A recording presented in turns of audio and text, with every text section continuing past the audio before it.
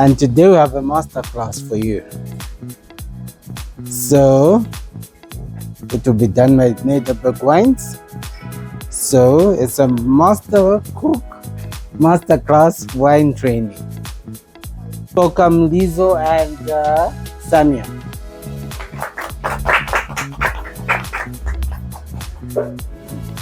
Good afternoon. Good afternoon. We're all excited. The journey of wine and food. My name is Samuel Fiyun. I'm the cellar manager for Nederburg. We're going to enjoy it together.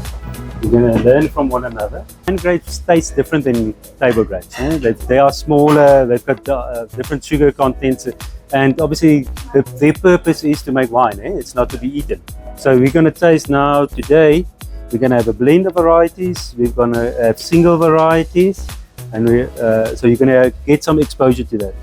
And if you are into going to wine shows, but I think you all are, there's a wine festival, you go there, I would give you tips as if you go there, try to taste one variety so that you can get used to it. If you go to each stand and drink all their wine, you're not going to remember anything at the end of the evening. So go there, and you're all students. Take a little notebook and say, I taste this, taste that. It's going to open a new world for you. Okay, so we've got different categories of wine. So you've got still wines. This is wines like this. Then you've got sparkling wines. That's the JC Leroux's and the Pongras that you find in the shop. If you open it, it contains bubbles. That's sparkling wine. And then you've got your fortified wines. That is, maybe if you've got somebody at home, they're drinking old brown sherry, or they're drinking port, which it means is that the winemaker took alcohols from grapes and they combined it with the wine, and now it's got a fortified wine. That's what fortified is. So very interesting wines as well. We normally think about them as being quite sweet. So and the terms of the sherry can be quite nutty. So maybe if you have a platter with cheese and some nuts in it, it can actually work quite nicely with a sherry. Okay, then we've got different sugar styles. So if somebody tells you, okay, it's a dry wine, or it's a medium dry, or it's a sweet wine, they're referring actually to the sugar content of the wine. So a wine that is dry means that during the fermentation process, all the sugar in the wine has been taken via the yeast, and it's now converted into alcohol, and there's no sugar left, no natural sugar. So then the wine will taste dry. But what the winemaker can do, he can add juice concentrate, so he can sweeten the wine. So like for instance, wines that you will find here in your shop, your 4th Streets and those types of wines, they taste sweet. You probably all had 4th Street Rosés and those types of wines. They taste sweet because they've been sweetened now with this grape concentrate. So they up here in this category. On this table, sweet wine will be your Noble Adolphe. Your dry wines will be here. That's your Sauvignon Blanc. That will all be dry. And your Cabernet. So the only real sweet dessert wine on the table is this. Sweet. So if you see Cabernet on the label, you can already think about the taste. You can then think, okay, from this wine, I can expect some tannin. It's going to be a big wine. I can already start thinking about what I'm going to pair with. Okay, so now we're going to your life. Food. Yeah. So like I said, there's no such thing as a right or wrong wine. So there are many great food and wine partnerships, just to figure out which one will work. So you've got also 2 different ways of going about it. You can either complement one another, or it can be contradictory of one another. So when I say complement, that's something like a Shiraz. That's again a variety. From a Shiraz, you can expect a lot of peppery type of flavors. So then you're looking at your stews, or like a nice pepper steak or something like that. But you can also contrast, like if you have like sparkling wine, which is very dry, and you have a creamy caviar, they can also go together. So yeah, that's where you contradictory tastings. That's a nice one to remember. I think about it as waste, not the waste around me, but you can see it's YIASS TT. So we start with weight. We talk about the body. I explained a little bit about the body of the wine. So the body of the wine, if it's a big wine, it needs to match the food. So the food needs to be very textury and a nice and full body, if I could say it that way, weight. If you intensity, if you have a lot of flavor in your dish, you need to find a wine that has also a lot of flavors. Like if you have spicy dishes, something like that, you need thinking like a variety like Gewürztraminer, which is a German varietal, but it's got a lot of flowery, perfumey and spicy notes. So that's what you also think. You could smell your glass and think about that. Acidity, these wines like the Sauvignons and Rieslings, they tend to be high in acidity. So if you have food that contains citrus or vinegar or anything like that, you need to think about the acidity, because it needs to match the wine. If the food is too acidic against the wine will taste dull. So you need to find that combination.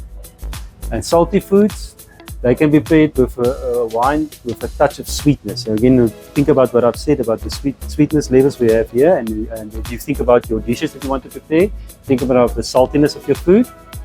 And if you now think also about sweetness, like if you do desserts, the wines with at least sweet as the food. If the food is sweeter, then the wine will appear to be dry. So that combination. So this is your sweetest, like I said, the sweetest one on the table. And texture, some food have a mouth coating. So like you think about some of your soups and things like that, like fatty type of layer you can think of. That will now go well with something like a Chardonnay. Because the Chardonnay has got also that same similar texture. And then we've talked a little bit about tannins. Tannins is typically things that you will find in a red wine. So that you need to understand if you think about those tannins and think again about red meat and those type of dishes. They can help with those tannins. Like if you have rosemaries and things in the dish as well. Okay, food and wine pairing.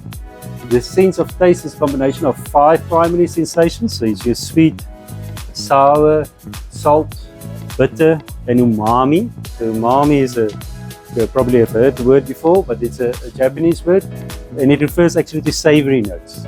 So if you get the savory notes, like mostly on the salty meats, then you can get those.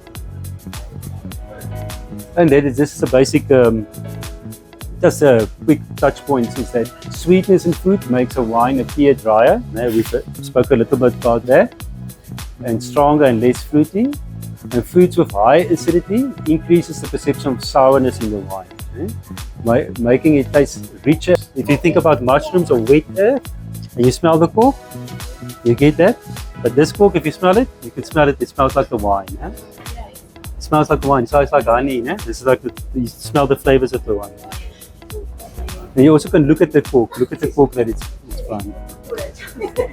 Okay, the first thing, the way you handle the glass is you never touch this.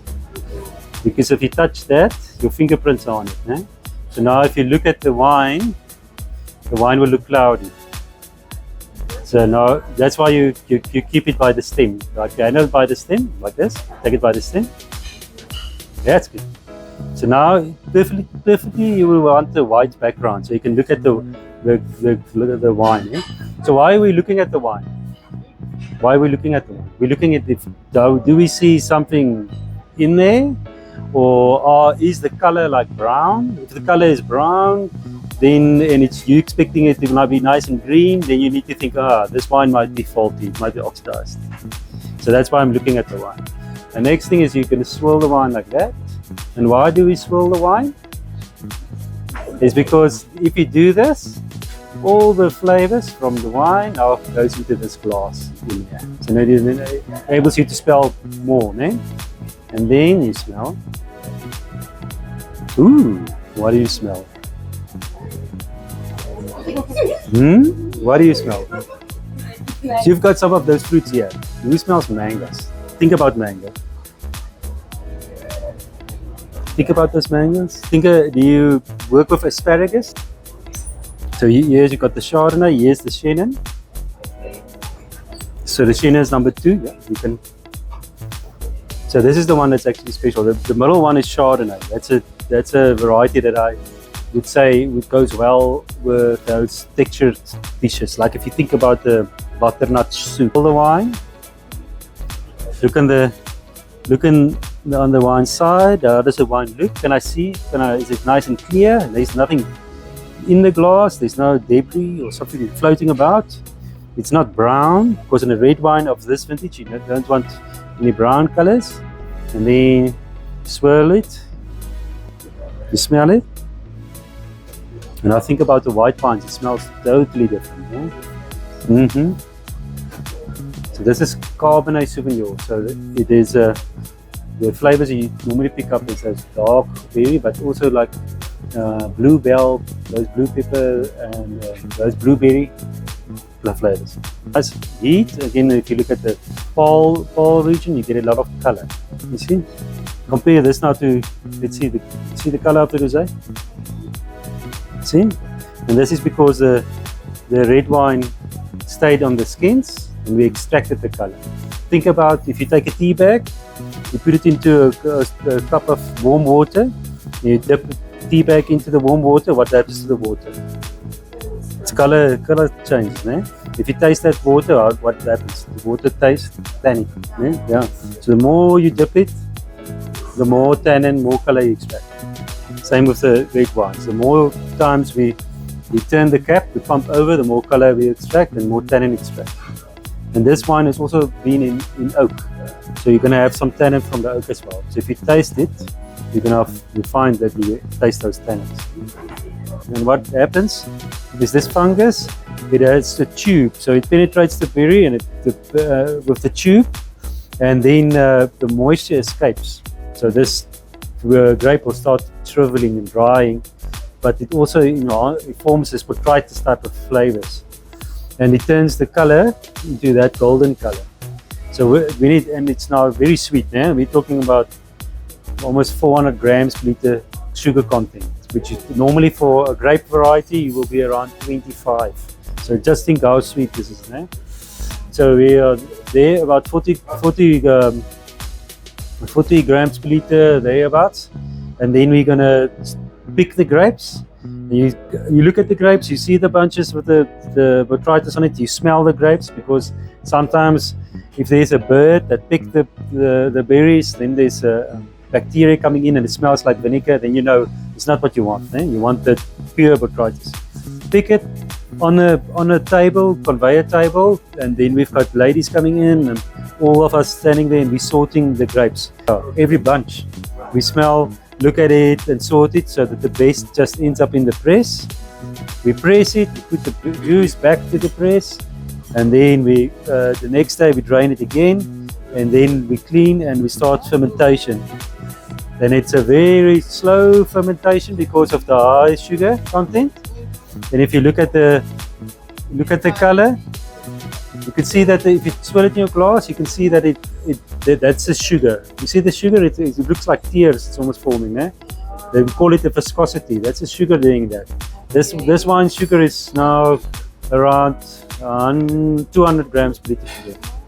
And now you need to balance the sweetness with acid. So you need to otherwise the wine is just going to taste flat. So you need to get the acid and sweetness right. Yeah, and then you have the botrytis flavors. And in this case, we've blended Muscat, the Frantigan, we've got Grassa da Cortinari, all varietals, and Chenin Blanc. But now just smell this and taste this. And it's amazing. Smell it. This is nice. And taste it. So if you look at tasting wine, first of all, when you open a bottle of wine, you pour it in a glass, you look at the color, the clarity of the wine, that the wine doesn't have any brown color that shows that it's oxidized. You won't find it in Nederburg wines, but I'm just saying that in general. And then you swirl the glass to allow some of the flavors to come about to the fore, and you smell the wine and try to get a broad picture and then narrow down to the different flavors you can smell. And then you take a sip. And a mark of a good wine is that what you smell, you should actually taste. So you want to smell, if you smell fruit flavors, you want to taste those fruit flavors. and you want the wine to be in balance. You don't want to have too much acid or tannins that are too harsh. Understand the basic characteristics of your food, but you want the elements there. Taste the wine and then see what can match, because you can find that special match and then you start living. Nederburg has got many wines in many different areas and many different categories, but mostly we are known for producing excellent Cabernet, Wine Masters Cabernet and Private Bin Cabernet, 2 Centuries Cabernet. And then we also be known for the first winery in South Africa to do Noble 8 harvest, and it's a wine that we still do, the Noble 8 Wine Masters Noble 8 harvest. And then we also do varieties like obviously the Sauvignon Blancs that we do well, like we're able to source from the different cool climate areas worldwide. And then we've got smaller blends like the Heritage Heroes Brewmaster and the Heritage Heroes Rhone blend, which is interesting blends of different varieties. So yeah, we can play around in different spectrums. And we try to enable people to discover more. We've had a series where we just focused on South African cuisine, which we called Arbring the Wine, and yeah, that was also very good. We focus on things that we might normally not taste and help those people that make those interesting foods. What makes it easy is if you go to your wine, where you buy your wine, use your cell phone. On the back of there's a QR code. We've got all the facts about the wine on there. There's food suggestions. So that will give you a good indication prior to even buying the wine, what will work. I would say visit the website. That will also give you some good indication, but don't be afraid to experiment. Just buy different types of wines, open them, taste them, and then think about, okay, what type of food I can have, because the food you prepare at home is different to the food that I am used to. So don't be afraid to experiment. You just need to discover more. Now, so us not being in a state and being able to source from all different areas, it's very important for us because it allows us a broad flavor spectrum. So when we can get those Sauvignon Blancs from the different areas or the Cabernets from different areas, it allows us to have those fruit influences. And yeah, it makes the wines interesting with a combination of those flavors. And that allows you, obviously, the more complex and interesting your wines are, the better they can pair with different dishes.